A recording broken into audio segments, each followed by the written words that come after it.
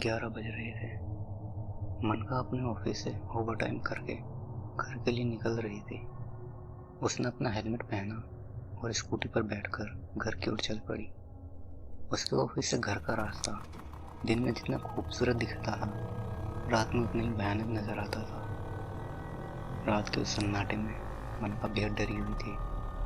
अभी वो आधे रास्ते ही आई थी कि उसकी स्कूटी रुक गई।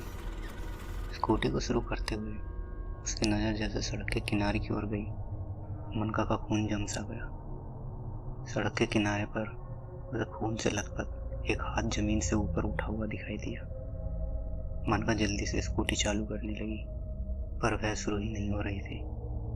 जैसे स्कूटी स्टार्ट हुई, मनका ने स्कूटी को फुल स्पीड में दौड़ा दिया। मनका बेहद डरी हुई थी। घर पहुंचते उसने स्कूटी को फेंका और घर का दरवाजा जोर जोर से पीटने लगी। मनका दरवाजा पीट ही रही थी कि दरवाजा खुला और सामने उसी की उम्र की एक लड़की खड़ी थी, जो ऊपर से नीचे तक खून से नहाई हुई थी। उसे देखते ही मनका बेहोश होकर गिर पड़ी। थोड़ी देर बाद मनका के चेहरे पर किसी ने पानी की छींटे मारी। एक चीख के साथ मनका उठकर बैठ गई। उसने देखा वो अपने कमरे में अपने बिस्तर पर थी, अपनी रूममेट रेखा के साथ। मनका रेखा से उस खून से रंगी लड़की के बारे में पूछती है। रेखा बताती है कि वो वही थी और उस पर लाल पेंट गिर गया था।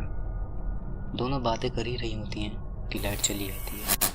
मनका को खिड़की पर कुछ आवाज़ आती है। वो जैसे ही नज़र खिड़की पर डालती है, उसे खिड़की पर एक खून का हाथ छपा हुआ दिखाई देता है। मनका डर से चिल्लाती है और रेखा को जाकर चेक करने के लिए बोलती है।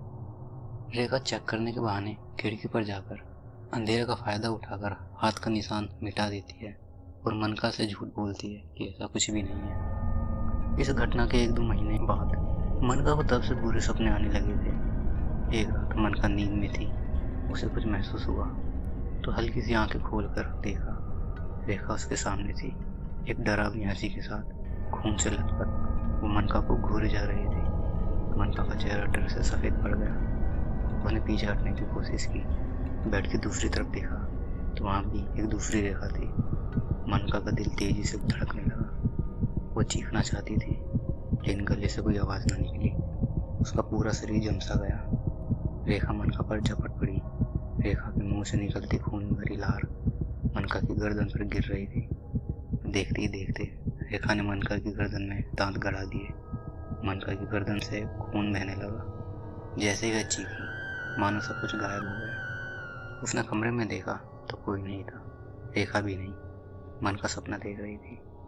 कमरे में अकेली वह अभी भी घबरा रही थी। वह रेखा को आवाज़ देती हुई बाहर आई। तभी दरवाजे पर किसी ने दस्तक दी। उसने दरवाज़ा खोला। बाहर उसका दोस्त राहुल खड़ा था। मनका ने सारी बात अपने दोस्त को बताई और रोने लगी। दोनों बात कर ही रहे थे कि वहाँ रेखा आ जाती है, जो गार्डन में पौधों को पानी दे रही थी। थोड़ी देर बाद राहुल वहाँ से चला जाता है। मनका भी वापस अपने कमरे में वापस आ जाती है। रेखा मनका के कमरे में जाती घर के बाहर अपने कमरे की खिड़की पर आती है और खिड़की पर रखा एक खून से सना चाकू उठाकर उसे गार्डन में छिपा देती है। थोड़ी देर बाद रेखा मनका के लिए खाना लाती है, जो उसे कुछ अजीब सा लगता है। दिन ढल जाता है और मनका फिर सोने चली जाती है। अगले दिन सुबह के 4 बजे मनका टैक्सी में थी। टैक्सी सुनसान रास्ते चली जा रही थी। तभी मनका ने अपना दुपट्टा निकाला और ड्राइवर के गले में डालकर उसका दम घोटने लगी। बैलेंस बिगड़ने से टैक्सी एक पेड़ से जा टकराई और ड्राइवर गाड़ी से बाहर गिर गया। मनका टैक्सी से उतरती है और ड्राइवर की तरफ बढ़ने लगती है। ड्राइवर उसे देख भागने लगता है। मनका अचानक से उसके सामने आ जाती है और ड्राइवर को एक हाथ से उठाकर जमीन पर इस कदर पटक देती है जैसे कोई छोटा बच्चा एक बॉल को पटक देता है। ड्राइवर एक पत्थर पर जाकर गिरता है, जिससे उसका पेट फट जाता है और तुरंत उसकी मौत हो जाती है। मनका एक झटके के साथ नींद से उठती है। सर्दी के मौसम में भी वह पसीना पसीना हो रही थी। थोड़ा शांत होकर बाहर की तरफ जाती है। मनका बाहर बरामदे में जाकर अखबार पढ़ने लगती है।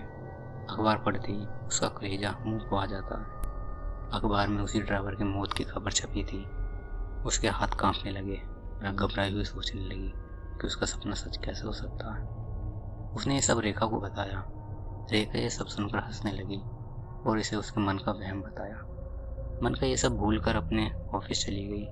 उसका माइंड काफ़ी डिस्टर्ब हो चुका था, तो काम में भी मन नहीं लगा।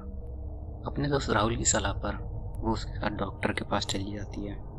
डॉक्टर मनका का कुछ टेस्ट करता है जो कि नॉर्मल आते हैं। उसने मनका को ये सब उसके थके दिमाग के ऊपर बताया और कुछ मेडिसिन देकर उसे घर जाकर आराम करने के लिए कहा। मनका भी थकी हारी घर आकर जल्दी सो जाती है। वहीं आधी रात को रेखा अपने कमरे में न जाने क्या काला जादू सा कर रही थी। वो मनका के कमरे में आकर उसके ड्रॉअर में रखी दवाइयाँ बदल देती है। करीब देर रात 3 बजे डॉक्टर आशुतोष अपने घर के लिए निकल रहे थे।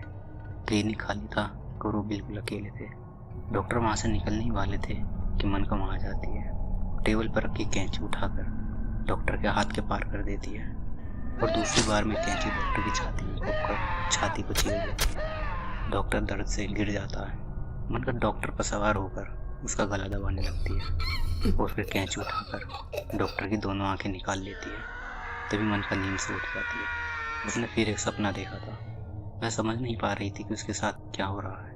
कुछ देर बाद वो बिना किसी को बताए डॉक्टर आशुतोष के यहाँ चल पड़ी। क्लिनिक के बाहर लोगों की भीड़ देखकर उसकी धड़कनें बढ़ने लगी। वो हिम्मत करके क्लिनिक के अंदर सीधा डॉक्टर के कैबिन में गई। डॉक्टर को सही सलामत देख उसकी जान में जान आई। अब मुस्कुराती हुई क्लिनिक से बाहर आई और ऑफिस चली गई। शाम ऑफिस से घर जाते वक्त वह रास्ते में कैफे पर रुक गई। कुछ देर बाद वेटर ऑर्डर लेके आता है। ऑर्डर देख मनका की चीख निकल जाती है। उसके ऑर्डर में इंसानों की आंखें तैर रही थी। मनका वहाँ से चिल्लाते हुए भाग खड़ी हुई। बाहर आकर वह उल्टियाँ करने लगी। कैफे का सारा स्टाफ और कस्टमर उसे अजीब तरीके से देखकर मुस्कुरा रहे थे। उसने जल्दी से एक ऑटो पकड़ा और वहाँ से निकल गई। ऑटो क्लिनिक के सामने लगी भीड़ के आगे रुक गया। मनका ने देखा वहाँ लोगों के साथ पुलिस वाले भी थे। उसने पुलिस वाले से पूछा तो पता चला किसी ने डॉक्टर आशुतोष का मर्डर कर दिया है, ठीक वैसे ही जैसे मनका ने सपने में देखा था। ये सुन मनका रोने लगी। उसने पुलिस को सब सच बताने का फैसला किया और पुलिस स्टेशन जा पहुंची। वो पुलिस को सब सच बता देती है, लेकिन पुलिस उस पर यकीन नहीं करती। मनका वहाँ से रोते हुए अपने घर वापस आ जाती है और ना सोने का फैसला करती है। रेखा ने उसे समझाया पर वह नहीं मानी।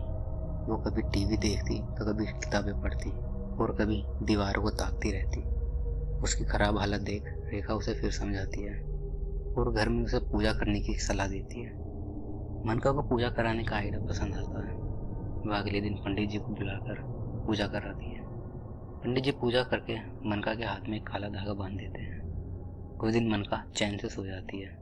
उसे ना तो कोई सपना आता है ना किसी की मौत होती है, लेकिन रेखा को उसका चैन से सोना रास नहीं आ रहा। अगली रात मनका अपनी गहरी नींद में थी।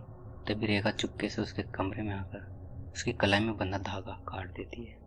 उसी रात लगभग 3 बजे शहर के रेलवे स्टेशन पर एक लड़का ट्रेन से उतर रहा था। रोड पर आकर वो ऑटो का वेट करने लगा। रास्ता पूरा सुनसान था। तभी मनका के पीछे से आवाज़ आती है, कहाँ जाओगे? मनका उसे बहला फुसलाकर पास एक खाली पड़े कमरे में ले जाती है। मनका उसे पीने के लिए शराब ऑफर करती है। उसकी गोद में बैठकर तो उसके मुंह में लगा देती है। लड़का जैसे थोड़ी सी शराब निकलता है, बोतल में भरे एसिड से उसका गला जलने लगता है। मनका बोतल को उसके मुंह में फंसा देती है, जिससे वह कुछ नहीं कर पाता और उसका दम घुटने लगता है।